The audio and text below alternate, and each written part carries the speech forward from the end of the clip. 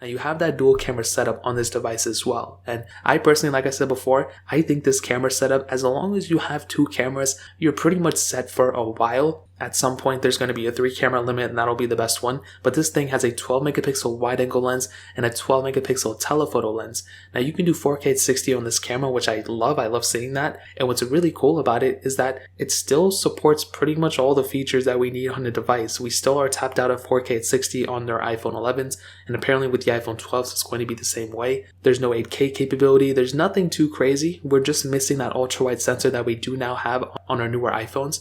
But again, like I stated, I think for a majority of people out there, the camera quality is going to be perfectly fine for a lot of people. I don't think anybody's really trying to shoot crazy 4K videos and post them on YouTube all the time. I think there's a very small, minority who wants to do that. I think a majority of people are just taking snapshots or going on Facebook Live or posting a photo from Instagram here and there and grouping up with their friends and doing FaceTime calls and stuff. I honestly think that's what a majority of people are doing.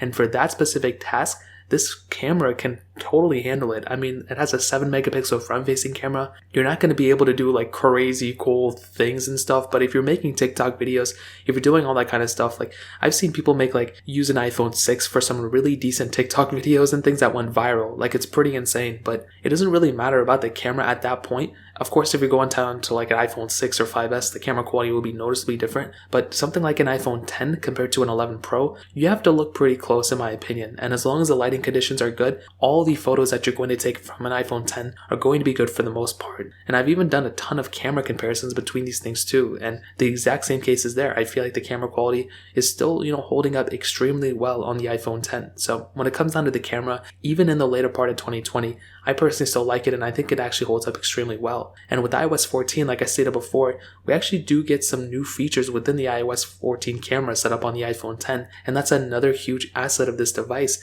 That is something you can go and change the video resolutions now in the stock native app in iOS 14, so you don't have to go and use a different app or anything like that, which is really cool. So that's another reason why the iPhone 10 really holds up, not only in the camera department, but in the software department, because this thing is still getting software updates for the time being. And what's even cooler is that if you're into it, the checkra and jailbreak kind of is supported with this still. It will be at some point, not right now.